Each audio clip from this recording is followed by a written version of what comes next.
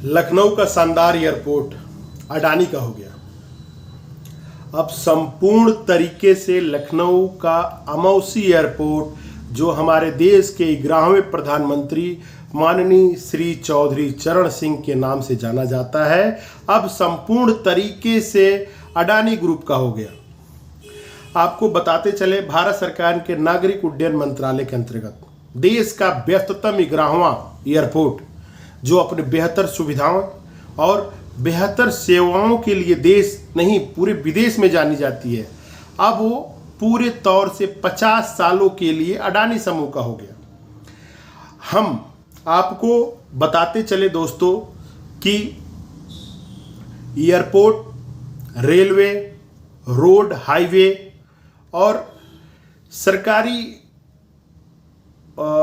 Property जो बहुत ही अधिक मूल्य और देश हित के काम से भी जानी जाती है, जैसे पोर्ट, बंदरगाह जो होते हैं, बड़े बड़े बंदरगाह, ये सारे जो करंट सरकार है या इसकी पिछली सरकार थी, अपने हिसाब से, अपने आवश्यकता के हिसाब से प्राइवेट सेक्टर को लीज पे देती गई।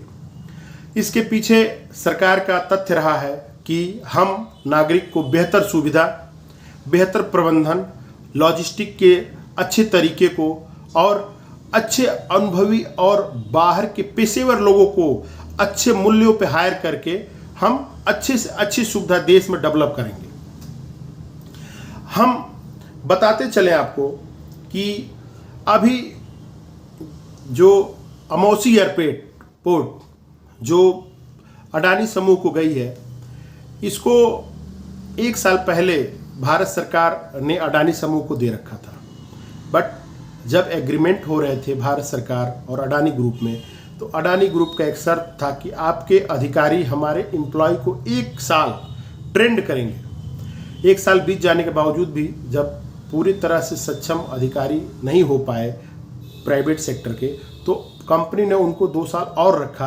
अब जाके 2023 में, अभी 2 दिन पहले, बहुत ही निराश मन से एयरपोर्ट अथॉरिटी के अधिकारी, टर्मिनल अथॉरिटी के अधिकारी अपनी सारी सेवाएं और सुविधाएं सौंपते हुए अडानी ग्रुप को बहुत ही भारी मन से एयरपोर्ट को छोड़ दिया। उसमें से कुछ अधिकारियों के ट्रांसफ़र हो गए, कुछ एम्प्लॉइयों को कहीं और ट्रांसफ़र हो गया जो परमानेंट थे, जो पीपीपी मॉडल पे थे या किसी प्राइवेट आउटसोर्सिंग के थ्रू थे, उनकी नौकरियां चली गईं, या अडानी ग्रुप ट्रेनिंग और ट्रेंड एम्प्लॉय होने के नाते उनको अपने में हायर कर लिया। मैं आपको बताते चलूं कि चौधरी साहब के नाम पे जो एयरपोर्ट है, ये लखनऊ में है और इसको अमौसी एयरपोर्ट के नाम से जाना जाता है, जो बहुत ही प्राचीन एयरपोर्ट है और भारत के एक उम्दा एयरपोर्टों में इसका नाम है। पहले घरेलू उड़ान यहाँ से चालू हुए थे, बाद में इंटरनेशनल एयरपोर्ट के तौर पे इसको डेवलप कर लिया गया और अभी सबसे अच्छे सुविधाओं के लिए इसका रैंक है भारत में। मैं आगे इस समाचार को बढ़ाऊं उसके पहले मैं अपना परिचय देना चाहता हूं। नमस्कार, मैं सुधीर शर्मा भट्ट, मेरा यूट्यूब चैनल सुधीर शर्मा भट्ट और मेरा फेसबुक प्रोफाइल भी इसी पे है। आप लोगों से अपने मनोबल बढ़ाने के लिए मैं रिक्वेस्ट करूंगा कि मेरे चैनल को सब्सक्राइब करें और लाइक करें और शेयर करें। दोस्तों, मैं आप लोगों को बताते चलूं कि नवाबों के शहर लखनऊ के अमौसी एयरपोर्ट को ही चौधरी चरण सिंह एयरपोर्ट के नाम से जाना जाता था। 1986 में इस एयरपोर्ट की स्थापना हुई और 2008 में देश के 5वें प्रधानमंत्री चौधरी चरण सिंह के नाम से घोषित कर देते हैं इस नाम को। यह अंतर्राष्ट्रीय हवाई अड्डा अमौसी जगह पे है, इसलिए इसको अमौसी एयरपोर्ट के नाम से जाना जाता है।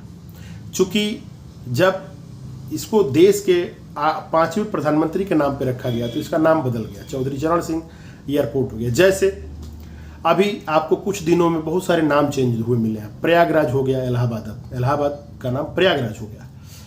मुगल सराय के लोकल लोग मुगल सराय ही कहते हैं, लेकिन अब वह दीनदयाल उपाध्याय जंक्शन हो गया, पंडित दीनदयाल उपाध्याय जंक्शन हो गया।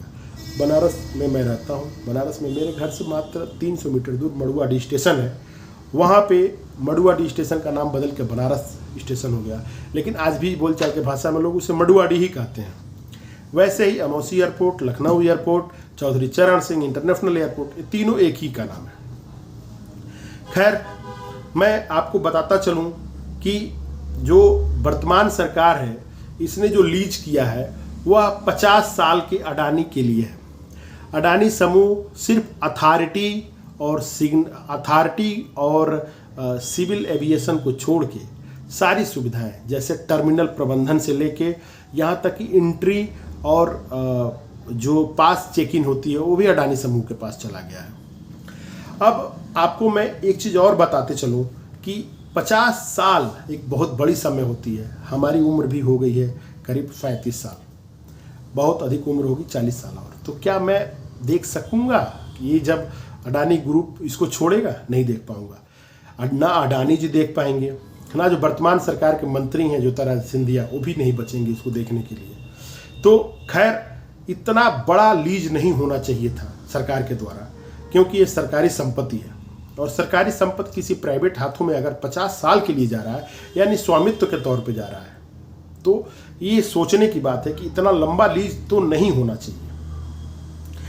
मैं आपको बताते चलूं कि जब 2019 में जब बोली लग रही थी अमौसी एयरपोर्ट की, तो अदानी ग्रुप सबसे अधिक बोली लगाने वाले समूहों में एक था और सबसे अधिक बोली लगाने के कारण उसको एक टेंडर मिला।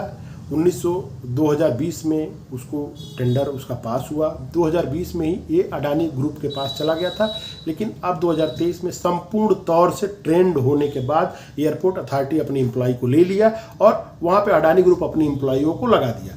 CISF अब अडानी ग्रुप के अंडर में वहाँ पे देख रेख करेगी, रिपोर्ट करेगी। CISF अपने सारे सवाल जवाब का रिपोर्ट अब अडानी ग्रुप को बताएगी।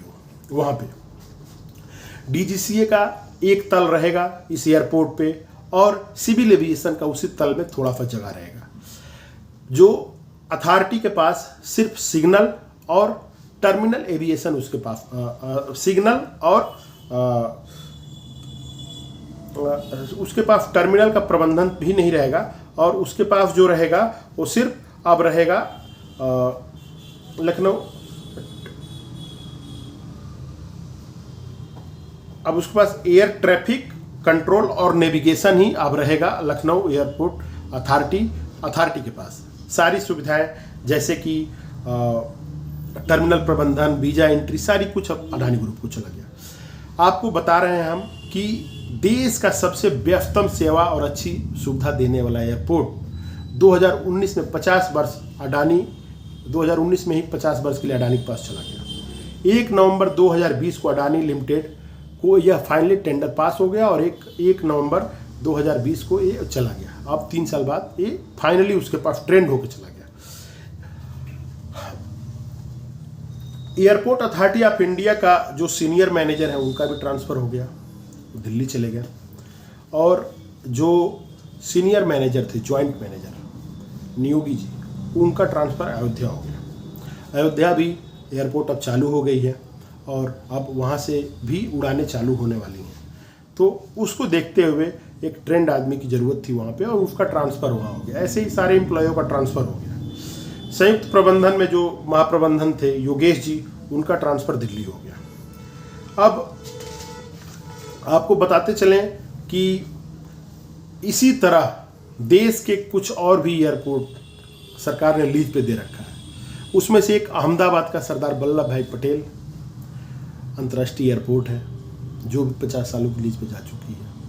सरकार ने वाराणसी के लाल बहादुर शास्त्री एयरपोर्ट को भी, इंटरनेशनल एयरपोर्ट को भी लीज पे देने की तैयारी कर रही थी, लेकिन काफ़ी भारी विरोध हुआ और उसको देखते हुए सरकार ने अपना कदम पीछे ले लिया।